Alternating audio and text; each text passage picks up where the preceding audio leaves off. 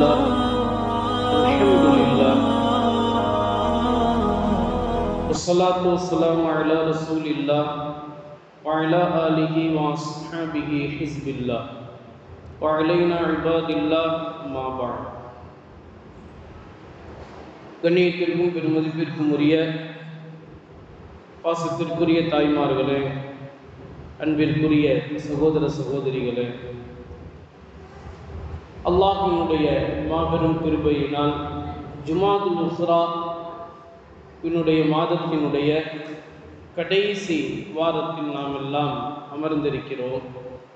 அடுத்து நம்மை நோக்கி வரக்கூடிய மாதங்கள் 3 மாதங்கள் தொடர்ச்சியாக பரக்கத்துக்குரிய மாதங்களாக வந்து கொண்டிருக்கின்றன. காரணம், நபிகள் நாயகம் ஸல்லல்லாஹு அலைஹி வஸல்லம் அவர்கள் நமக்கு சொல்லி தந்துள்ளார்கள். ஜமாதுல் ஆஹிர் மாதம் முடிந்ததுமே தொடர்ச்சியாக 3 மாதங்கள் வருகிறது.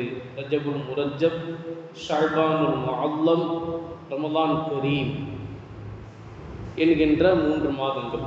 இந்த 3 மாதங்கள் தொடங்கியதிலிருந்து முடிகின்ற வரை அல்லாஹ்விடத்தில் பரக்கத்தை நாம் கேட்க வேண்டும், ரமலான் மாதத்தை அடையக்கூடிய பாக்கியத்தை நாம் கேட்க வேண்டும் என்று நபிகள் நாயகம் ஸல்லல்லாஹு அலைஹி வஸல்லம் அவர்கள் அந்த மாதத்திற்கென்று கேட்கக்கூடிய குறிப்பான துஆவையும் நமக்கு சொல்லி தந்திருக்கிறார்கள். அதுதான் அல்லாஹும்ம பாரிக் லனா ஃபீ ரஜப வ ஷஅபான வ பல்லிக்னா ரமலான் அப்படிங்கிற இந்த துஆ.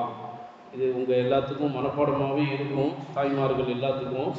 அது இன்ஷா அல்லாஹ் ரஜபு மாதம் இன்னும் ஒரு சில தினங்களில் பிறந்ததுமே இந்த துஆவை நம்ம செய்து அல்லாஹ்விடத்தில் அதற்குண்டான பரக்கத்தை நாம் பெற்றுக்கொள்வோம் இன்ஷா அல்லாஹ். அப்படிப்பட்ட நல்ல சாலிஹான தாய்மார்களாக அல்லாஹ் நம் அனைவரையும் உருவாக்கி அருள் புரிவானாக. ஆமீன் சொல்லுங்க. இப்போ தாய்மார்கள் எல்லாருமே அல்லாஹ் ரசூலினுடைய சொற்களை கேட்பதற்காக வேண்டி அமர்ந்திருக்கிறோம். இந்த நல்ல நேரத்தில் நபிகள் நாயகம் ஸல்லல்லாஹு அலைஹி வஸல்லம் அவர்கள் நமக்கு சொல்லித்தந்த விஷயங்கள், 4 நற்பாக்கியங்களை பெற்றவர்கள் இந்த உலகில் சிறந்தவர்கள் அப்படின்னு சொன்னாங்க. 4 நற்பாக்கியங்களை பெற்றவர்கள் இந்த உலகில் சிறந்த மனிதர்கள், அது ஆணாக இருக்கட்டும் பெண்ணாக இருக்கட்டும், சிறந்த மனிதர்களாக இருக்கிறார்கள் அப்படின்னு சொன்னாங்க நபி ஸல்லல்லாஹு அலைஹி வஸல்லம். அதில் முதல் விஷயம் என்ன அப்படின்னு கேட்டால், ஆணாக இருந்தால் அவங்கக்கிட்ட உனக்கு ஒரு நல்ல சாலிஹான மனைவி அமையணும் அப்படின்னு சொல்லுவோம். இப்போ தாய்மார்களாக நீங்கள் இங்கே எப்படி இருக்கிறனால உங்களை பார்த்து சொல்லும்போது என்ன சொல்லுவோம்னா, நல்ல சாலிஹான ஒரு கணவர் அமைந்திருக்கணும் அப்படின்னு நம்ம சொல்லுவோம். இது ஒன்று. 2வது விஷயம், நம்ம நிம்மதி அடைவதற்காக வேண்டி நாம் நம்முடைய உழைப்பினால் கெட்டக்கூடிய சிறந்த வீடு இருக்கணும். ஒவ்வொருத்தருக்குமே சொந்தமான வீடு இருக்கணும். சொந்த வீடு உடையவர்கள் தாய்மார்கள் இங்கே ஒன்று கூடி இருந்தீங்கன்னா அல்லாஹ் உங்களுக்கு இன்றைக்கி பெரிய ஒரு பாக்கியத்தை கொடுத்துருக்கான்னு அர்த்தம். சொந்த வீடை இன்ஷா அல்லாஹ் இனி அடைய போகிறோம் அப்படின்னு இருக்கக்கூடிய நம்ம எல்லாத்துக்குமே அல்லாஹ் தஆலா இன்ஷா அல்லாஹ் கூடிய விரைவில் சொந்த வீட்டை தந்தருள் புரிவானாக. அப்படி சிறந்த வீடு இருக்கணும் அப்படின்னு 2வது விஷயமா நபி ஸல்லல்லாஹு அலைஹி வஸல்லம் அவர்கள் சொன்னாங்க. 3வது, சிறந்த அண்டை வீட்டுக்காரர் இருக்கணும். 3வது விஷயம் என்னன்னா, சிறந்த அண்டை வீட்டுக்காரர், அதாவது பக்கத்து வீட்டுக்காரர் இருக்கணும் அப்படின்னு சொன்னாங்க. ஏன்னா எப்பவுமே நம்முடைய சூழல், நம்மள்கிட்ட உள்ள செயல்பாடு, நம்மள்கிட்ட உள்ள நடைமுறை அது மாறுபடுதுன்றாலே நம்மளை சுற்றி உள்ள சுற்றுப்புறங்களில் இருக்கக்கூடிய அந்த சூழலினுடைய மாற்றம் தான் நம்மை மாற வைக்கிறது. அதனால தான் நபி ஸல்லல்லாஹு அலைஹி வஸல்லம் 3வது சொன்னாங்க, சிறந்த அண்டை வீட்டுக்காரர் பெறக்கூடியவங்களா நம்ம இருக்கணும். அதனால நீங்கள் எப்போவுமே துவால யாரெல்லாம் எனக்கு சிறந்த அண்டை வீட்டுக்காரரை எனக்கு நீ தந்தல் புரிவாயாக துவா செய்யணும். நம்ம செய்யக்கூடிய துவாக்கள்லையே ஒரு துவாவாக இதுவும் இருக்கணும். என்னன்னு, யா அல்லாஹ் எனக்கு சிறந்த அண்டை வீட்டுக்காரரை தந்தல் புரிவாயாக அப்படின்னு இருக்கணுமா. உண்மையிலையும் அது நம்ம யோசிச்சு பார்க்கணும்னு சொன்னால் அதில் எவ்வளவு பெரிய ஒரு ஆழ்ந்த ஒரு அர்த்தத்தை வைத்து நபி ஸல்லல்லாஹு அலைஹி வஸல்லம் அவர்கள் இந்த வார்த்தையை சொல்லியிருக்காங்கங்கிறது நம்ம சிந்திச்சு பார்த்தா அது தெரியும். சரி, ஹைர். இது மூணாவது. நாலாவது, எந்த சமயத்திலும் விபத்தை ஏற்படுத்தக்கூடாது, விபத்தை ஏற்படுத்தாத இயற்கையான பயணம், இயற்கையான வாழ்க்கை, இதையும் நம்ம அல்லாஹ்விடத்தில் நம்ம கேட்கணும். ஏன்னா விபத்துகள் என்பது ஒரு மனிதனுடைய இந்த உலக வாழ்க்கையும் அழித்துவிடும், நாளை மறுமையினுடைய வாழ்க்கையிலும் அந்தஸ்து பெறுவதை விட்டும் அவனை தடுத்துவிடும். அதனால விபத்து ஏற்படாத ஒரு சிறந்த ஒரு வாழ்க்கையை அல்லாஹ்ட்ட கேட்கணும் அப்படின்னு சொல்றாங்க. பாக மொத்தம் இந்த 4 நற்பாக்கியங்கள். ஒன்று என்னது? சிறந்த கணவர், சிறந்த வீடு, சிறந்த அண்டை வீட்டுக்காரர், விபத்தை ஏற்படுத்தாத சிறந்த வாழ்க்கை. இந்த 4ஐயும் மனசுல பதிச்சுக்கோங்க. இந்த 4ஐயும் ஏன் நபி ஸல்லல்லாஹு அலைஹி வஸல்லம் அவர்கள் குறிப்பிட்டு சொன்னாங்க அப்படிங்கிறதுக்கு ஒரு மிகப்பெரிய அர்த்தம் இருக்கு. முதல் விஷயம் என்ன அப்படின்னு கேட்டா, அல்லாஹ் நமக்கு அமைத்து தரக்கூடிய நம்முடைய வாழ்க்கையில லைஃப் பார்ட்னர் அப்படின்னு நம்ம சொல்லுவோம். நம்முடைய வாழ்க்கையை வந்து பங்கு போகக்கூடிய ஒரு நபர் அப்படின்னா அவங்க தான் கணவர். இப்போ தாய்மார்களாக நீங்கள் இருக்கிறதுனால உங்களுக்கு சொல்லுவோம், சிறந்த கணவரை அல்லாஹ்விடத்தில் நம்ம கேட்கணும். அல்லது அல்லாஹ் நமக்கு கொடுத்த கணவரை சிறந்த கணவராக நம்ம உருவாக்கணும். தாய்மார்களே நல்லா புரிஞ்சுதுங்களா? அல்லாஹ் நமக்கு சிறந்த கணவரை கொடுக்கணும், அல்லது அல்லாஹ் நமக்கு வழங்கிய கணவரை சிறந்த கணவராக நம்ம மாற்றணும். எப்படி மாற்றுறது? அதுக்கு என்ன வழி? அவர் வந்து அவர் வேலையை பார்த்துட்டு தான் போறாரு. நம்மளை பார்த்து இப்படிலாம் சில நேரங்களில் வேறு விதமாலாம் பேசிடுறாரு. இப்போ உன் வேலையை பாரு அப்படின்னு சொல்லிடுறாரு. அப்படி சொல்லக்கூடிய கணவன்மார்கள் தான் இன்னைக்கு அதிகமாக இருக்கிறாங்க. யாராவது சில பேர் தான் வந்து தாயுள்ளம் கொண்ட ஒரு பெண்மணியாக தன்னுடைய மனைவிமார்களை பார்ப்பாங்க. மிகுதமான கணவன்மார்கள் எல்லாமே வந்து தனக்கு கீழே தான் இருக்கணும் அப்படின்ட்டு மனைவிமார்களை வச்சிருப்பாங்க. சரி, ஹைர், எப்படியோ ஆக மொத்தம் நம்ம அல்லாஹ்விடத்துல, யா அல்லாஹ் எனக்கு சிறந்த கணவரை தா, அல்லது எனக்கு நீ கொடுத்த கணவரை சிறந்தவராக நீ ஆக்கு அப்படின்னு அல்லாஹ்ட்ட துஆ செய்யணும். ஏன்? காரணம் என்ன? அதுக்கு என்ன வழிகள், நம்ம என்ன செய்யணும் அப்படின்னா, தாய்மார்களாக இருக்கக்கூடிய நம்ம முதல்ல தொழுகையில் பேணுதல் உள்ளவர்களாக இருக்கணும். தொழுகையில் பேணுதல் உள்ளவர்களாக முதல்ல தொழுகையை சரி பண்ணணும். தொழுகையை சரியாக்கிட்டோம்னா மற்ற எல்லாமே சரியாயிடும். தொழுகை மட்டும் எந்த ஒரு முஃமினுடைய வீட்டில் சரியான முறையில் பேணுதலாக தொழப்படவில்லையோ அந்த வீடு வந்து சிறந்ததாக இருக்காது. அதனால முதல்ல வந்து நம்ம என்ன செய்யணும்? நம்ம தொழுகையை சரியாக்கி கொள்ள வேண்டும். தாய்மார்களாகிய நம்ம முதல்ல தொழுகையை சரியாக்கி கொள்ளணும். அதுக்கப்புறம் நம்ம என்ன செய்யணும்? நம்ம மூலமாக நாம் பெற்றெடுத்த சாலிகான பிள்ளை செல்வங்களை தொழுகையாளிகளாக உருவாக்கணும். தாய்மார்களுடைய முதல் விஷயம் தன்னை சரிப்படுத்திக்கணும். 2வது, தன் மூலமாக பெற்றெடுக்கப்பட்ட சாலிகான பிள்ளை செல்வங்களை தொழுகையாளிகளாக உருவாக்கணும். 2. இந்த 2ஐயும் நீங்க செஞ்சிட்டீங்கன்னா 3வது தானாவே நடந்துடும்.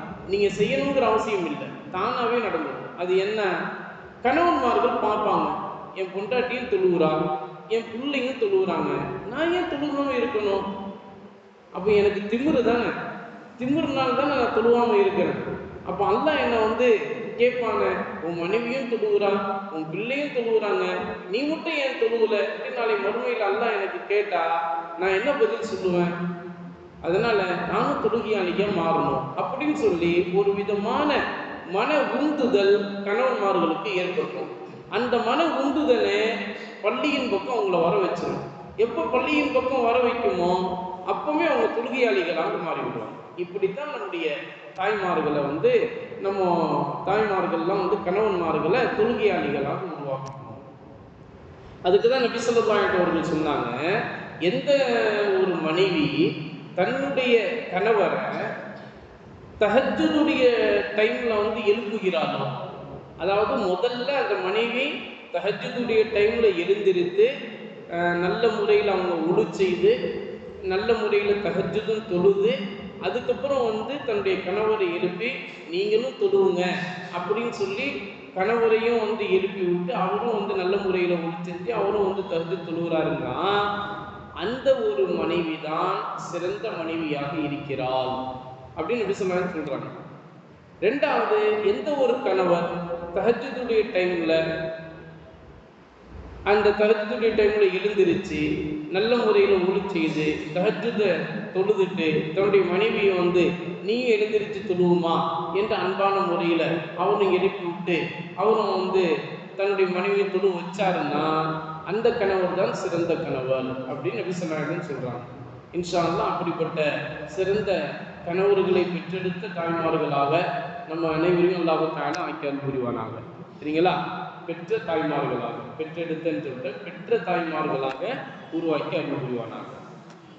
சரி, இப்போ நம்ம பிள்ளைங்களும் நம்மளும் தொழுகையாளிகளாக உருவாக்குனதோடு மட்டுமல்ல நம்முடைய கணவன்மார்களும் தொழுகையாளிகளாக உருவாக்கிட்டோம்னா அந்த இடத்துல வந்து தவறான பாவங்கள் கெட்ட பழக்க வழக்கங்கள் எதுவுமே அந்த இடத்தில் இருக்காது. அப்போ அந்த வீடு வந்து எப்பவுமே வந்து சந்தோஷமானதாக மகிழ்ச்சிக்குரியதாக இருக்கும்.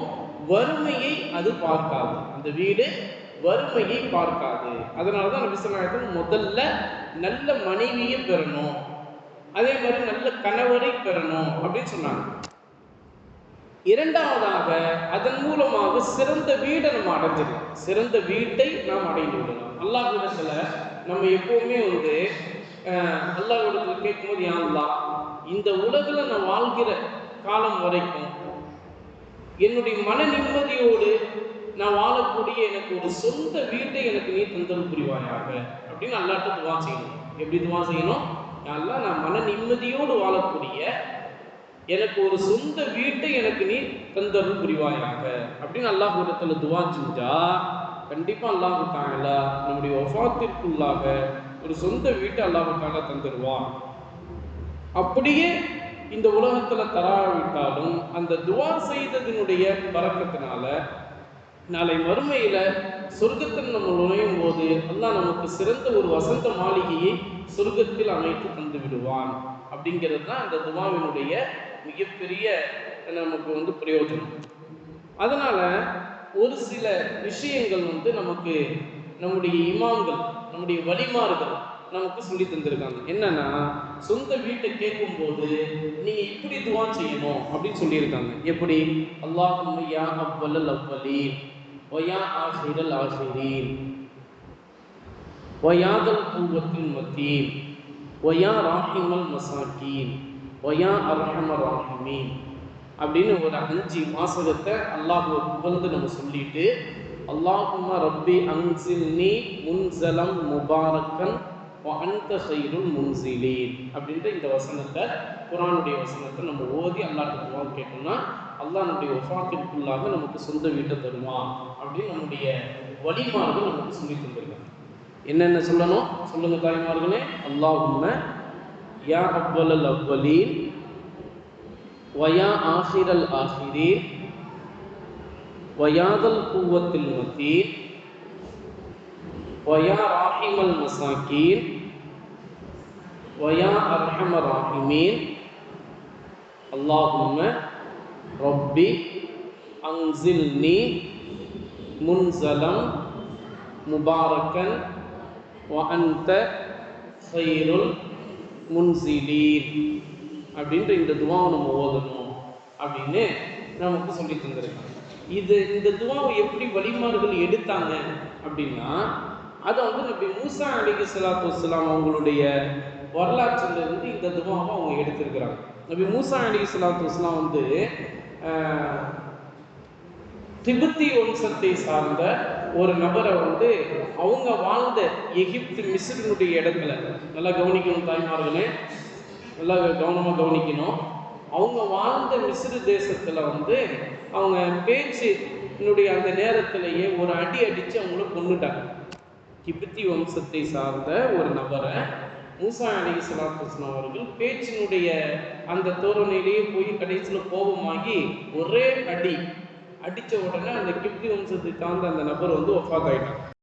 அப்படி அவர் ஒஃபாத்தான அந்த சமயத்தில் மூசா அலைஹிஸ்ஸலாத்து வஸ்ஸலாம் வந்து ஃபிரௌனுக்கு இந்த விஷயம் தெரியறதுக்கு முன்னாடி நம்ம இந்த இடத்த விட்டு நம்ம போயிடுவோம், நம்ம இந்த ஊரை விட்டே நம்ம போயிடுவோம்னு சொல்லிட்டு மூசா அலைஹிஸ்ஸலாத்து வஸ்ஸலாம் வந்து அந்த மிஸ்ர் தேசத்தை விட்டுட்டு நேராக அவங்க வந்து ஹதரத் சுஹைப் ரலியல்லாஹு தஆலா ஹதரத் சுஹைப் அலைஹிஸ்ஸலாத்து வஸ்ஸலாம் நபி ஸல்லல்லாஹு அலைஹி வஸல்லம் அவர்கள் சொல்லியிருக்கிறாங்க, அல்லாஹ் நமக்கு வழங்கிய 1,24,000 நபிமார்கள் ஒரு நபி ஒரு ரசூல் தான் ஹதரத் ஷுஐப் அலைஹிஸ்ஸலாத்து வஸ்ஸலாம் அவர்கள். அப்படிப்பட்ட நபி ஷுஐப் அலைஹிஸ்ஸலாத்து வஸ்ஸலாம் அவங்க வாழக்கூடிய அந்த இடத்துக்கு மதியன் தேசத்துக்கு அவங்க வந்துட்டாங்க.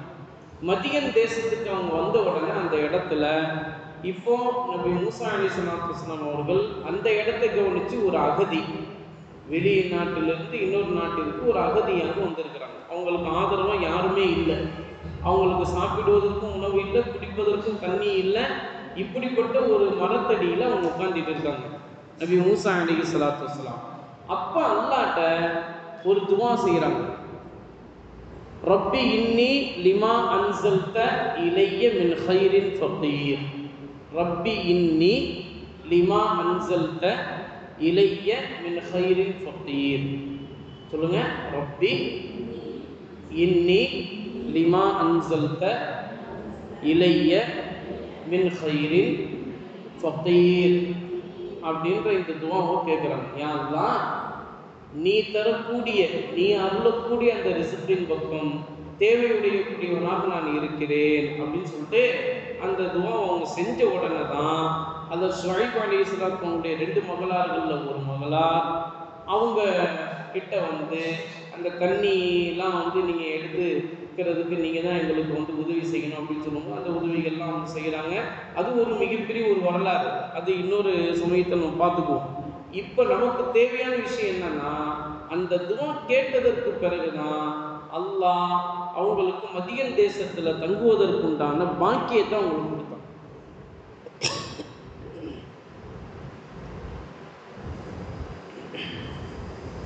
மதியன் தேசத்தில் தங்கி வாழ்வதற்கு உண்டான பாக்கியத்தை அல்லாஹ் கொடுத்தாங்க. இதன் பிறகுதான் அல்லாஹ் தஆலா அவங்களுக்கு சஃபூரா என்ற ஷுஐப் அலைஹிஸ்ஸலாத்து அவங்களுடைய 2 மகளார்களில் ஒரு மகளாரான சஃபூரா அலைஹிஸ்ஸலாத்து வஸ்ஸலாம் அவங்கள அல்லாஹ் தஆலா நபி மூசா அலைஹிஸ்ஸலாம் அவங்களுக்கு சாலிஹான மனைவியாக ஏற்படுத்தி கொடுத்தாங்க. அதுக்கப்புறம் அவங்க சந்தோஷமாக அவங்க செழிப்பான முறையில் அவங்க வாழ்ந்தாங்க அப்படின்லாம் வரலாற்று ஏடுகளில் சொல்லப்படுது. அப்போ அந்த துவா தான் பாக்கியம். அந்த துவாவின் அடிப்படையில் எடுக்கப்பட்டது தான் குர்ஆனில் சொல்லப்பட்ட சூரத்துல் முஃமினூன் 18வது ஜுஸ்ல சொல்லப்பட்ட ரப்பி அன்சின்னி முன்சலம் முபாரக்கன் வ அன்த கைருல் முன்சிலீன் அப்படின்னு அல்லாஹ் சொல்லி தரக்கூடிய துவா. அதை தான் வந்து வலிமார்கள் நமக்கு சொல்கிறாங்க. ஒரு சொந்த வீட்டை அல்லாஹ்விடத்தில் கேட்கக்கூடிய முஃமின்கள் வந்து இந்த துவாவை சொல்லி அல்லாஹ்விடத்தில் கேட்டால் அல்லாஹ் அவங்களுடைய வஃபாத்திற்குள்ளாக சொந்த வீட்டை அவங்களுக்கு தந்துடுவான் அப்படிங்கிறது நம்முடைய அனுபவபூர்வமாக நாம் உணர்ந்தது அப்படின்னு சொல்லிட்டு சொல்கிறாங்க. சரிங்களா? இதை மனசில் பதிச்சுக்கணும். அப்போ அந்த வகையில் சிறந்த வீடு இருப்பதும் ஒவ்வொருவருக்கும் அது நமக்கு சிறந்த ஒரு விஷயமாக இருக்கிறது அப்படின்னு. ஏன்னா இன்னைக்கு வாடகை வீட்டில் வாழ்கிறவங்களும் சரி, அதே மாதிரி அக்ரிமெண்ட்டுடைய வீட்டில் வாழ்கிறவங்களும் சரி, எல்லாருமே வந்து பார்த்திங்கன்னா என்னைக்காவது ஒரு நாள் அந்த வீட்டு ஓனர் காலி பண்ணிட்டு நீ வேறு இடத்துக்கு போ அப்படின்னு சொன்னால் நம்ம உடனே சட்டுமுட்டு சாமான்கள்லாம் எடுத்துகிட்டு வேறு இடத்துக்கு போயிடுறோம் இல்லையா? அங்கேருந்து வேறு இடத்துக்கு போனால் அங்கேருந்து தாவி வேறு இடத்துக்கு போகிறோம். இப்படியாக நம்ம ஒவ்வொரு இடத்துலையும் வந்து கொஞ்ச காலம் இருந்துட்டு அதுக்கப்புறம் போகிறது அப்படிங்கிறது ஒரு விதமான வாழ்க்கையில் விரக்தியை ஏற்படுத்திடும். ஒரு விதமான வாழ்க்கையில் என்ன செஞ்சிடுமா?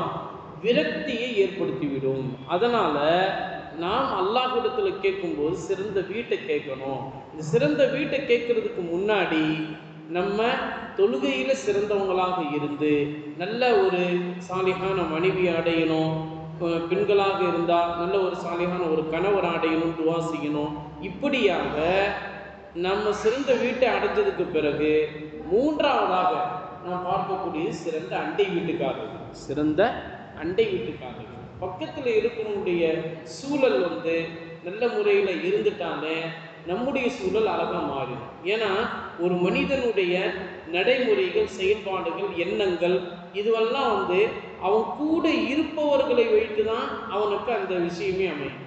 அதனால தான் நம்ம தமிழில் கூட சொல்லுவாங்க, நீ உன்னை பற்றி புரியணும்னா உன்னுடைய நண்பன் யாருன்னு என்கிட்ட சொல்லு, அப்போ நான் அவனை பற்றி புரிஞ்சுக்கிறேன் அப்படின்னு சொல்லிட்டு சொல்லுவாங்க. அப்போ இதெல்லாம் இயற்கை சொல்லப்படுது அப்படின்னா நண்பன் தான் கூடையே இருப்பான். அப்போ கூட இருக்கிறவன் எப்படி இருக்கான், எப்படிப்பட்டவன் அப்படின்றத பார்த்துட்டானே இவன் எப்படிப்பட்டவன்றது நமக்கு தெரிஞ்சிடும் இல்லையா? அந்த அடிப்படையில் தான் சொல்றது. அதனால தான் நபி ஸல்லல்லாஹு அலைஹி வஸல்லம் அவர்கள் மூன்றாவது நற்பாக்கியமாக நமக்கு சொல்லித்தரது என்னன்னா, சிறந்த அண்டை வீட்டுக்காரர்களை பெறணும் அப்படின்னு. இப்படி சிறந்த அண்டை வீட்டுக்காரர்கள் நம்ம பெறுவதோடு மட்டுமல்லாம, இப்போ பாருங்க ஒரு விஷயம் தாய்மார்களை நீங்க எல்லாருமே கவனமா கவனிக்க வேண்டியது என்னன்னா, அண்டை வீட்டுக்காரர்களோடு நம்ம எப்படி நம்முடைய வாழ்க்கையை அமைத்துக் கொள்ளணும் அப்படின்னு சொன்னா, அவங்க ஏதாவது ஒரு உதவி கேட்டால் நம்ம அந்த உதவியை செய்யணும். நம்ம வீட்டில் ஏதாவது ஒரு சாப்பாடு செய்யணும் அப்படின்னா அவங்களுக்கும் அதை கொஞ்சம் கொடுத்து அவங்களையும் சாப்பிட வைக்கணும். அதே மாதிரி நம்ம வீட்டில் என்னென்ன விஷயங்கள்லாம் நடக்குதோ அதில் அவங்களையும் பகிர்ந்து கொள்ள வைக்கணும். அதே மாதிரி அவங்க கிட்ட நம்ம பேசும்போதும் சரி, ஏதாவது ஒன்றை செய்கிற போதும் சரி, அது நல்ல முறையில் நம்ம நடந்து கொள்ளணும். எந்த ஒரு ஏசி பேசி நம்ம பேசுகிற மாதிரி, இகழ்ந்து பேசுகிற மாதிரியான வார்த்தைகள்லாம் வரக்கூடாது.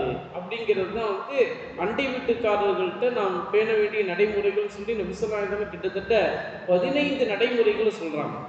நபி ஸல்லல்லாஹு அலைஹி வஸல்லம் அவர்கள் அண்டை வீட்டுக்காரர்களோட நம்ம நடந்து கொள்ள வேண்டிய, பேண வேண்டிய நடைமுறைகளில் 15 நடைமுறைகள் சொல்கிறாங்க. என்னன்னா, அண்டை வீட்டுக்காரர்களில் யாராவது ஒருத்தர் வஃபாத் ஆயிட்டாங்க அப்படின்னு சொன்னால் உடனே அவங்களுடைய ஜனாசால நீங்கள் கலந்துக்கங்க.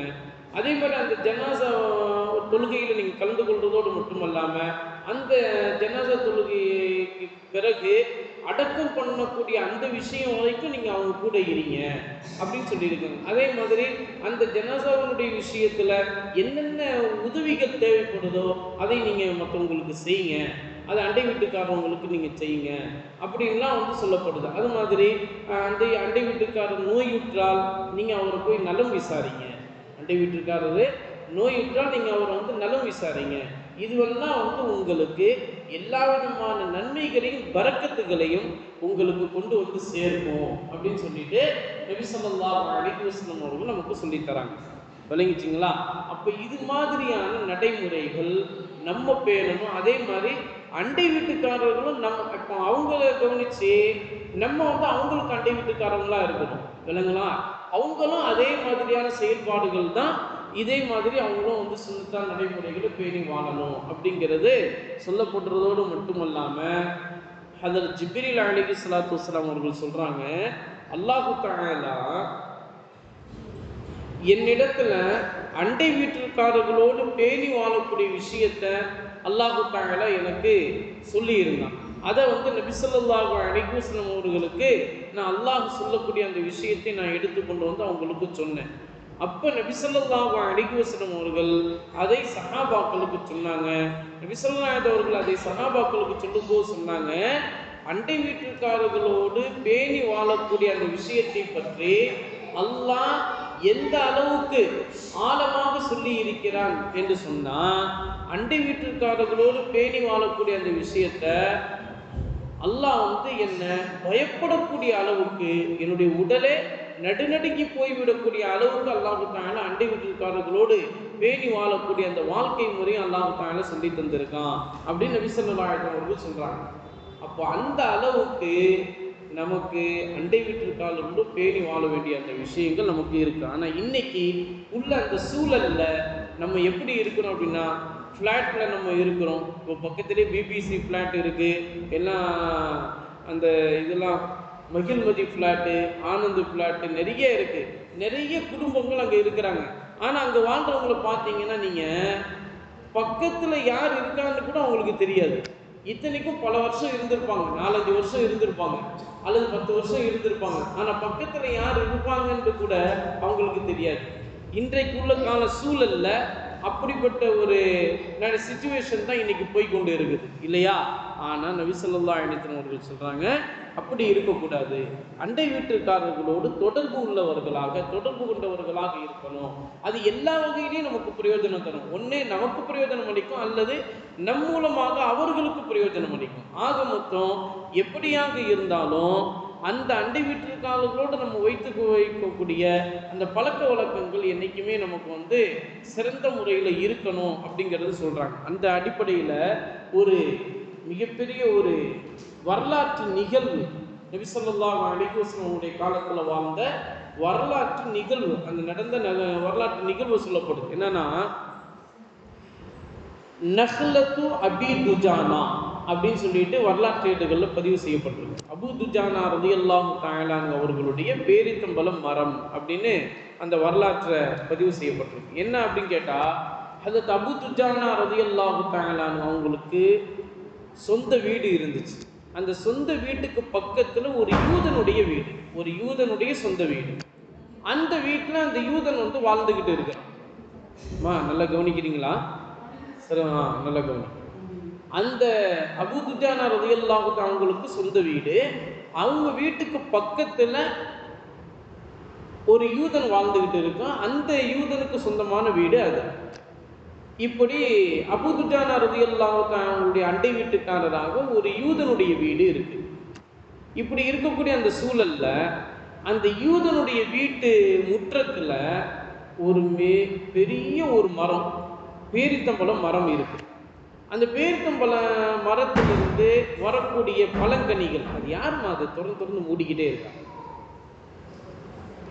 அந்த பேரித்தம்பழம் பல மரத்திலிருந்து வரக்கூடிய அந்த பழங்கனிகளை கீழே விழக்கூடியதாக இருக்கும்.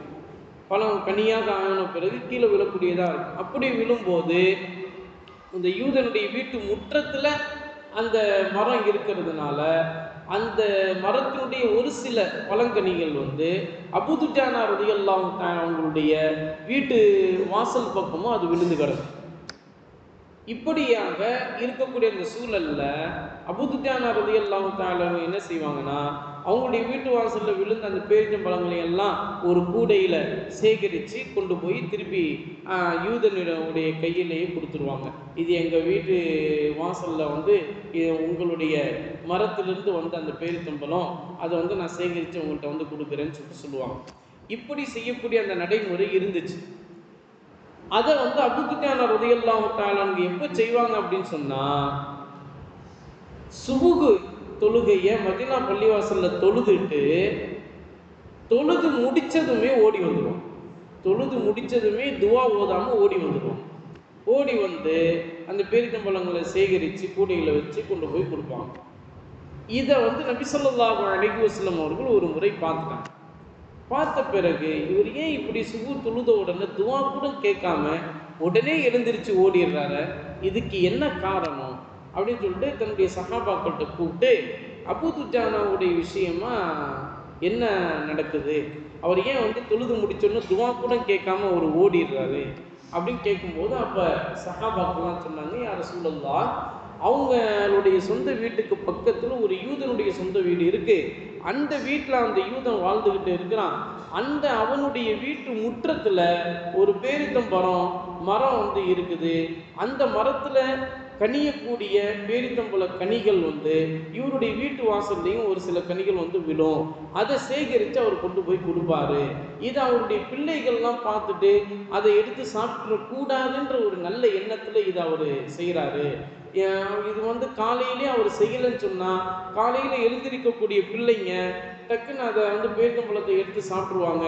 சாப்பிட்ட பிறகு அது ஹராமாக ஆயிருமே. ஒருத்தருக்கு சொந்தமான பொருளை அவருடைய அனுமதி இல்லாமல் நம்ம எடுத்து சாப்பிடுவது ஹராமாக ஆயிருமே. நீங்கள் ஹராம்னு சொல்லி தந்திருக்கீங்க எங்களுக்கு, அந்த சட்டத்தின்படி அந்த ஹராமை என் பிள்ளைங்க செய்துவிடக்கூடாது அப்படிங்கிற ஒரு நல்ல எண்ணத்தில் அவர் இப்படி செய்கிறார் யா ரசூலல்லாஹ் அப்படின்னு சொன்னோன்னே உடனே அபூ துஜானா ரலியல்லாஹு தஆலா நபி ஸல்லல்லாஹு அலைஹி வஸல்லம் அவர்கள் கூப்பிட்டு அனுப்புவாங்க, ஒரு சஹாபியை அனுப்பி. அப்போ அந்த சஹாபி அபூ துஜானா ரலியல்லாஹு தஆலா அவங்கள கூப்பிட்டுட்டு வருவாங்க. சபையில் எல்லாருமே உட்கார்ந்துருப்பாங்க.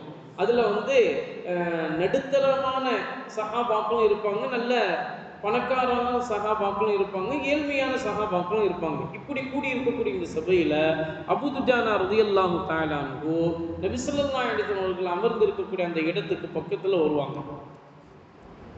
அப்படி அபூ துஜானா ரலியல்லாஹு தஆலா வந்தோடனே நபி ஸல்லல்லாஹு அலைஹி வஸல்லம் அவங்களுக்கு சலாம் சொல்லிட்டு அந்த சபையில உட்கார போகும்போது அப்போ நபி ஸல்லல்லாஹு அலைஹி வஸல்லம் அவர்கள் சொன்னாங்க, அபூ துஜானா நீ ஏன் தொழுகையை ஃபர்லான தொழுகையை தொழுது முடிச்சோம்னே நம்ம என்ன துவா கேட்கிறோமோ அந்த துவா அல்லாஹ்விடத்தில் உடனே கபூல் ஆகுமே, நீங்கள் அந்த துவாவை கூட கேட்காம உடனடியாக எழுந்திரிச்சு போயிடுறீங்களே அப்படின்னு கேட்கும்போது அப்போ அபூ துஜானா ரலியல்லாஹு தஆலா அன்ஹு அந்த நடந்த சம்பவத்தை மற்ற சஹாபாக்கள் சொன்னது போலவே அவங்க சொல்லுவாங்க. இது அவங்களுடைய நாவிலிருந்தே அது கேட்கணுன்றதுக்காண்டி நபி ஸல்லல்லாஹு அலைஹி வஸல்லம் கேட்டுட்டு அபூ துஜானா ரலியல்லாஹு தஆலா அன்ஹு அவங்கள பார்த்துட்டு ஒரு புன்னகையை நபி ஸல்லல்லாஹு அலைஹி வஸல்லம் அவர்கள் சிரிப்பாங்க.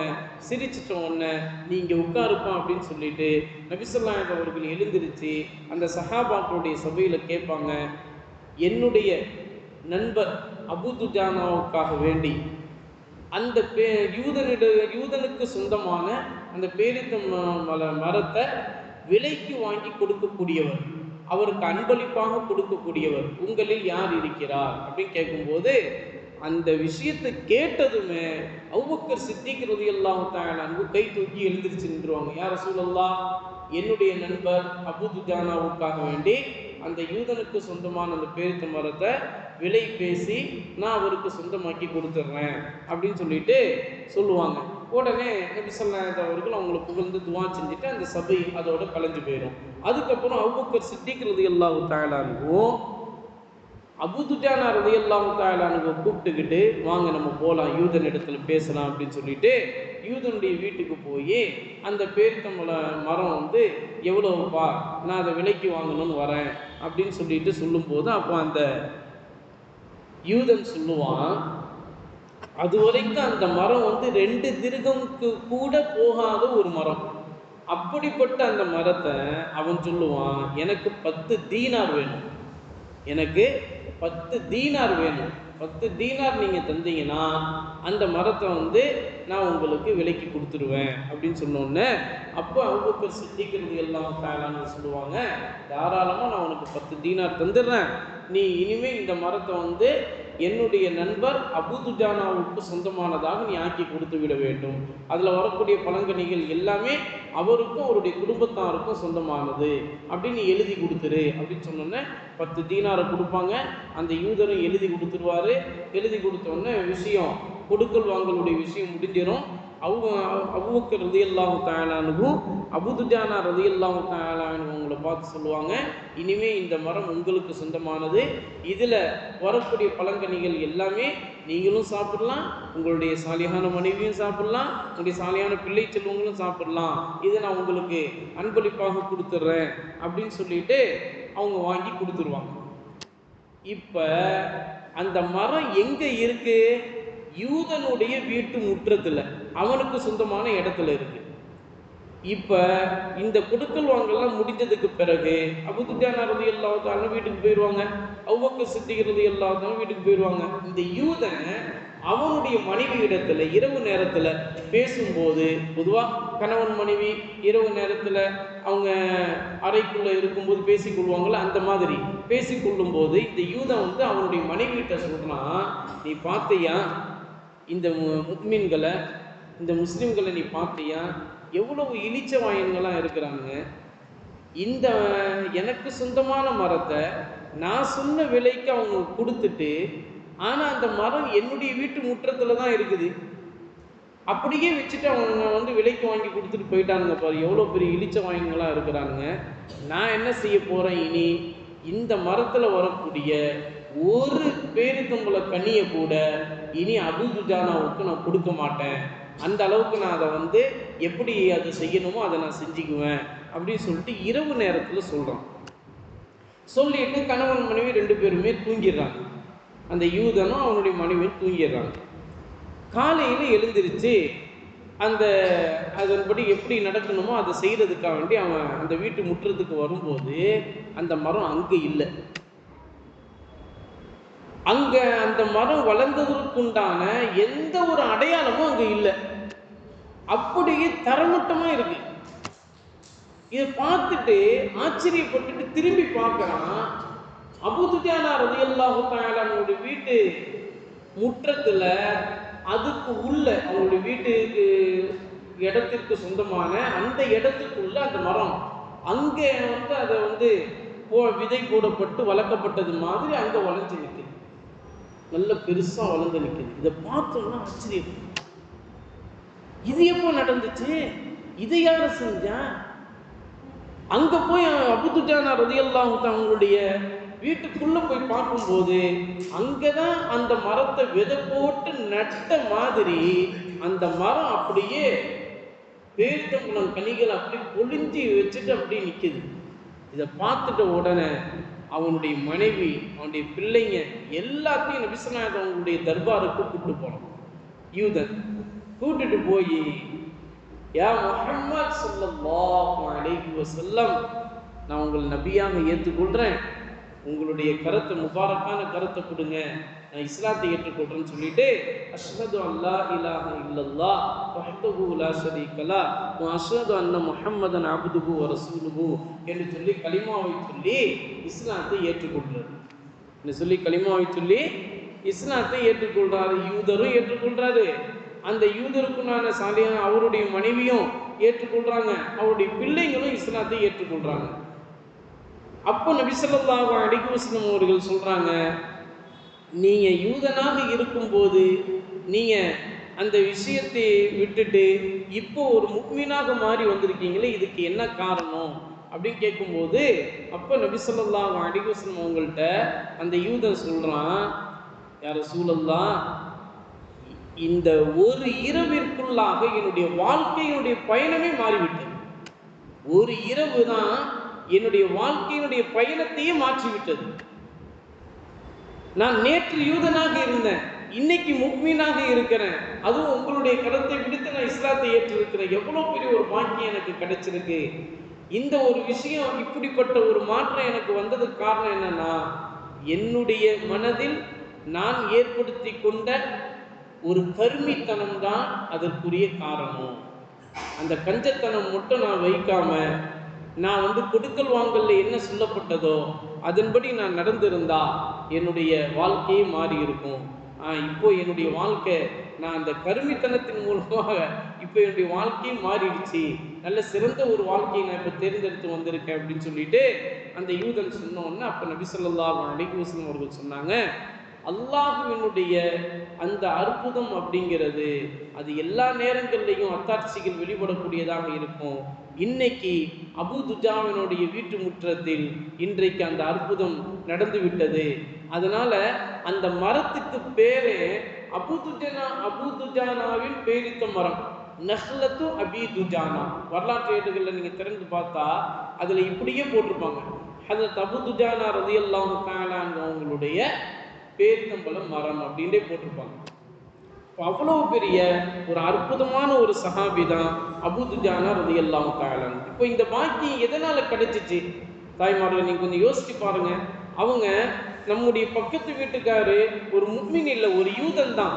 ஆனா அந்த யூதனுக்கு சொந்தமான அந்த ஒரு பொருள் கூட நம்மிடத்துல அவருடைய அனுமதி இல்லாம சாப்பிட்டு விடுவது அது ஹராமு, அது தடை செய்யப்பட்டிருக்கு, அது ஹலால் இல்லை. அதனால அவருடைய மனம் பொருந்திய அளவுல தான் நம்ம அதை சாப்பிடணும். அவருடைய மனம் பொருந்தாது என்று சொல்லும்போது நம்ம அதை சாப்பிடக்கூடாது. அண்டை வீட்டுக்காரர்களை மதிக்கணும், கண்ணியப்படுத்தணும் அப்படிங்கிற அந்த அவருடைய உள்ளத்தில் ஏற்பட்டிருந்த அந்த ஒரு உணர்வு தான் இவ்வளவு பெரிய ஒரு அற்புதத்தை அவங்களுக்கு காட்டிடுச்சு.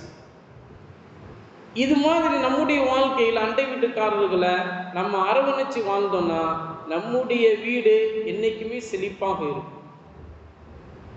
இல்லை நம்ம அண்டை வீட்டுக்காரங்களை நம்ம அரவணைச்சு தான் வாழ்கிறோம், ஆனால் இன்னைக்கு உள்ள கால சுச்சுவேஷனில் அவங்க நமக்கு கெட்டதை தான் நினைக்கிறாங்க அப்படின்ட்டு நம்ம சொல்லலாம். சில நேரங்கள்ல அப்படி கூட ஆகும் இல்லையா? அதுக்கு தான் நபி ஸல்லல்லாஹு அலைஹி வஸல்லம் சொல்கிறாங்க, உனக்கு தீங்கிழைத்தவர்களுக்கும் நீ நன்மையை செய் அப்படின்றாங்க. உனக்கு யார் மாறுபடணும், எப்பவுமே உனக்கு தீங்கி இழைக்கணும், எப்பவுமே உனக்கு வேதனை கொடுக்கணும், எப்பவுமே உன்னை அடிச்சு பார்க்கணும் அப்படின்னு நினைக்கிறாங்களோ அவங்களுக்கு நீ நன்மையே செய்வாயாக அப்படின்ட்டு நபி ஸல்லல்லாஹு அலைஹி வஸல்லம் அவர்கள் நமக்கு சொல்லி தந்திருக்காங்க. சில்மன் கதாக்க, உன்னை துண்டித்தவனிடம் நீ சேர்ந்து வாழு. இன்னைக்கு உறவினர்கள்ட்ட நம்ம பேண வேண்டிய முறைப்படியான விஷயம். இன்னைக்கு நிறைய நபர்கள், நம்மள எத்தனையோ நபருங்க, நிறைய பயன் கேட்போம், நிறைய குரான் ஓதுவோம், நிறைய தர்மங்கள் செய்வோம், நிறைய தொழுகைகள் செய்வோம். ஆனால் உறவினர்களோடு அரவணைத்து வாழக்கூடிய அந்த விஷயத்தில் நம்ம ஜீரோவாக தான் இருக்கிறோம். அதனால தான் நம்ம இடத்துல பாருங்க, அந்த ஒரு செழிப்பு ஒரு இல்லாமலேயே போயிடுச்சு. அந்த செழிப்பு நமக்கு வரணும்னா உறவினர்களை அரவணைத்து வாழணும். அதுதான் நபி ஸல்லல்லாஹு அலைஹி வஸல்லம் சில்மன் கதாஅக்க, உன்னை துண்டித்து வாழ்பவனிடம் நீ சேர்ந்து வாழ். வஅஃபு அம்மன் லலமக்க, உனக்கு அநீதம் இழைத்தவனை நீ மன்னித்து விடு. உனக்கு அநீதம் இழைத்தவனை நீ மன்னித்து விடு. அது மிகப்பெரிய ஒரு மனம் அப்படின்ட்டு நபி ஸல்லல்லாஹு அலைஹி வஸல்லம் சொல்றாங்க. அதுமாதிரி வஹ்சின் மன் அஸாஅ இலைக்க, உனக்கு தீங்கு இழைத்தவனுக்கு நீ நன்மையே செய்து விடு, அவனுக்கு நீ அதே மாதிரியே தீங்கு செய்யணும்னு நீ நினைக்காத அப்படின்னு நபி ஸல்லல்லாஹு அலைஹி வஸல்லம் சொல்றாங்க. இது என்ன காரணம் அப்படின்னு சொன்னா, இப்போ பாருங்க, நபி மூசா அலைஹிஸ்ஸலாத்து வஸ்ஸலாம் அவர்கள் என்ன குணத்தோடு வாழ்ந்தாங்கன்னா, அவங்களுக்கு என்ன செய்யப்பட்டதோ அப்படியே திருப்பி செஞ்சிருவாங்க. அதுக்கு பேர் ஹுலுக்குன் கரீம். ஹுலுக்குன் கரீம், சங்கையான குணம் அப்படின்னு. மூசா அலைஹிஸ்ஸலாத்து வஸ்ஸலாம் அவங்கள யாராவது ஏதாவது ஒரு இடத்துல அடிச்சிட்டாங்க அப்படின்னா அதே இடத்துல அவங்கள திருப்பி அடிச்சிருவாங்க. இது நபி மூசா அலைஹிஸ்ஸலாத்து அவங்களுடைய குணநலன். ஹஜ்ரத் நபி ஈசா அலைஹிஸ்ஸலாத்து அவங்களுடைய குணநலன் மார்க்கத்தில் ஹுலுக்குன் ஹசன் அப்படின்னு சொல்லுவாங்க. என்னன்னா, அவங்களுக்கு யார் என்ன தீங்கிழைச்சாலும் அதை மன்னித்து அவங்களுக்காண்டி துவா செய்வாங்க. அதை மன்னித்து அவங்களுக்காக வேண்டி என்ன செய்வாங்க? துவா செய்வாங்க. இது நபி ஈசா அலைஹிஸ்ஸலாத்து அவங்களுடைய குணம், ஹுலுக்குன் ஹசன். நம்ம நபி முகமது ஸல்லல்லாஹு அலைஹி வஸல்லம் அவங்களுடைய குணம் என்ன தெரியுமா? ஹுலுக்குன் அதீம், மகத்தான குணம். என்னன்னா, அவங்களுக்கு தீங்கிழைத்தவனை கூட அவங்க அவங்களுடைய வாழ்க்கையே மாற்றி அவனையும் சிறந்த மனிதனாக அவங்க உருவாக்கி அவங்களுடைய சந்ததிகளும் சிறந்த மனிதர்களாக உருவாகணும்னு நபி ஸல்லல்லாஹு அலைஹி வஸல்லம் துவா செய்வாங்க. அதனால தாய்ப்புவாசிகள் நிறைய கற்களை தூக்கி நபி ஸல்லல்லாஹு அலைஹி வஸல்லம் அவங்களுடைய ஆரம்ப காலகட்டத்தில் அவங்க கற்களை தூக்கி அவங்களுடைய உடம்புல பட்டு ரத்தமே சிந்தக்கூடிய அளவுக்கு வேதனை கொடுத்திருந்தாலும் தாய்ப்புவாசிகளுக்கு நபி ஸல்லல்லாஹு அலைஹி வஸல்லம் அவர்கள் அவங்க திருந்தி வாழ்க்கையில் சிறந்த முறையில் அவங்க சிறந்த மனிதர்களாக வரணும் அப்படின்னு நபி ஸல்லல்லாஹு அலைஹி வஸல்லம் துவா செஞ்சாங்க.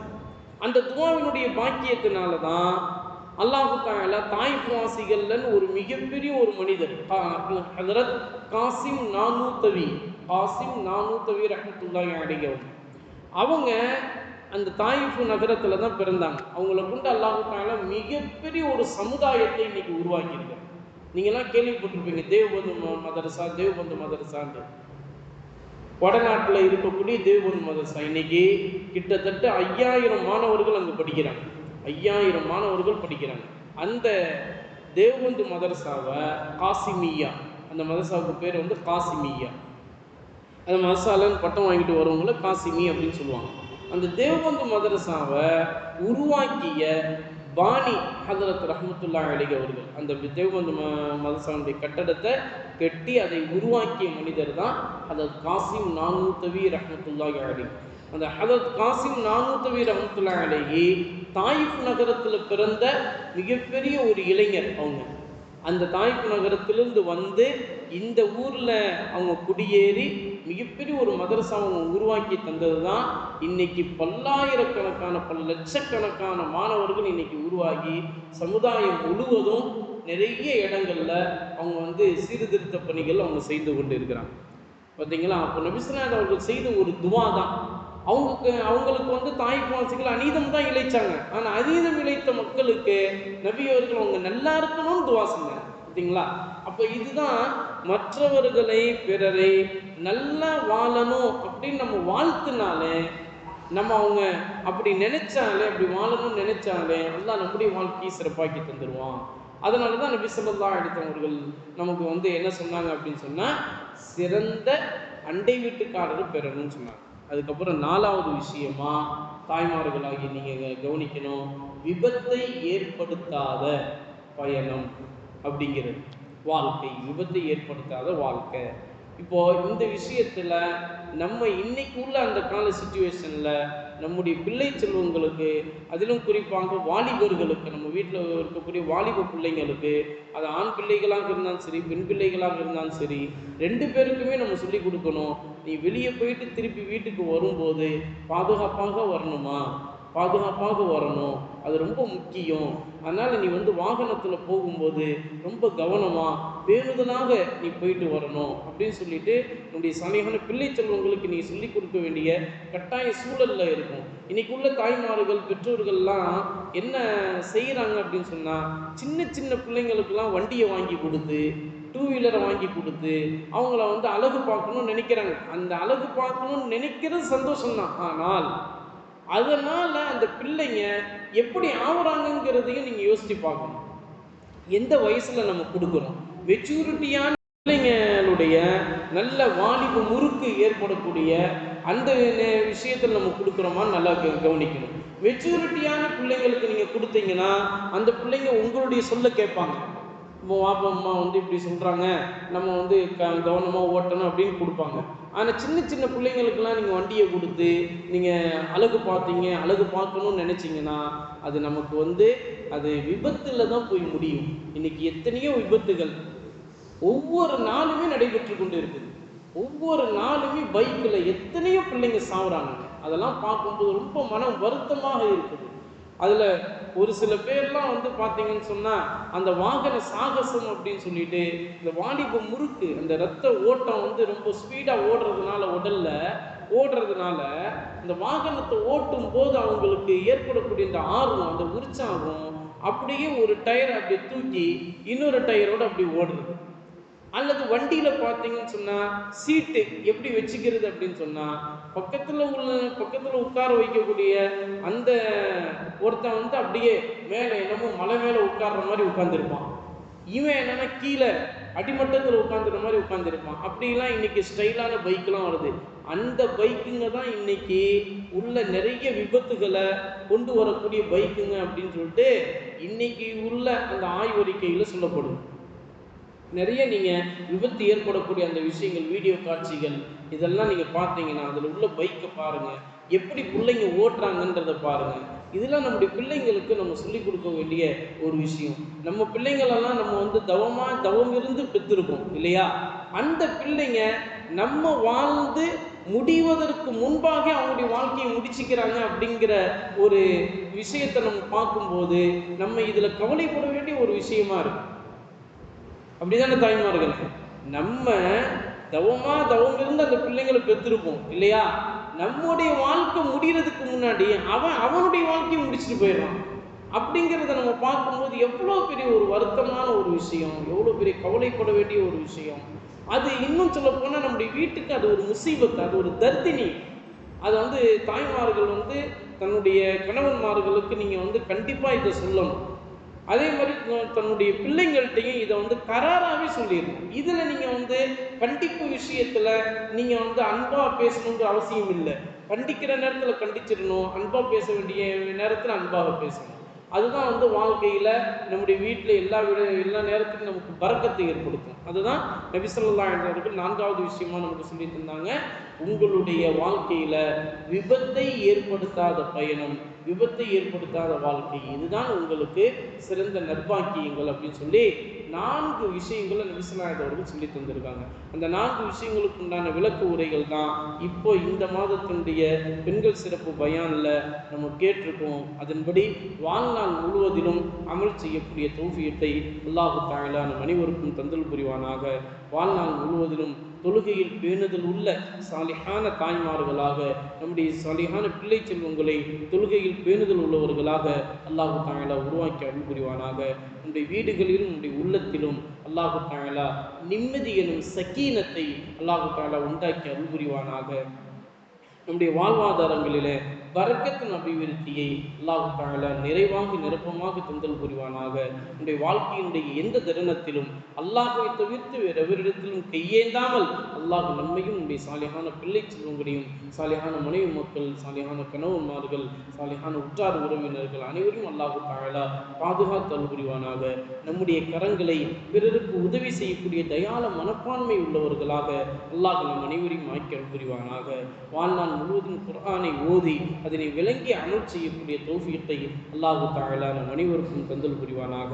வாழ்நாள் முழுவதும் நபிகள் நாயகம் ஸல்லல்லாஹு அலைஹி வஸல்லம் அவர்கள் மீது ஸலவாத்து சொல்லக்கூடிய நாவை அல்லாஹ் தஆலா நம் அனைவருக்கும் தந்தல் புரிவானாக. நாளை மறுமையிலே நபிகள் நாயகம் ஸல்லல்லாஹு அலைஹி வஸல்லம் அவர்களோடு மக்காமுல் மஹ்மூதிலே லிவாவுல் ஹம்து என்று சொல்லப்படுகின்ற புகழப்படக்கூடிய அந்த கொடியை பிடித்து நபி அவர்களுடைய முபாரக்கான கரத்தில் ஹவுதுல் கௌதர் நீர் தடாகத்திலிருந்து நீர் பருகக்கூடிய பாக்கியத்தை அல்லாஹ் தஆலா நம் அனைவருக்கும் தந்தல் புரிவானாக. நாளை மறுமையிலே நபிகள் நாயகம் ஸல்லல்லாஹு அலைஹி வஸல்லம் அவர்களுடைய ஷஃபாஅத்துல் உலுமா என்று சொல்லப்படுகின்ற மகத்தான சிபாரிசு பெறக்கூடிய தௌஃபீக்கை அல்லாஹ் தஆலா நம் அனைவருக்கும் தந்தல் புரிவானாக.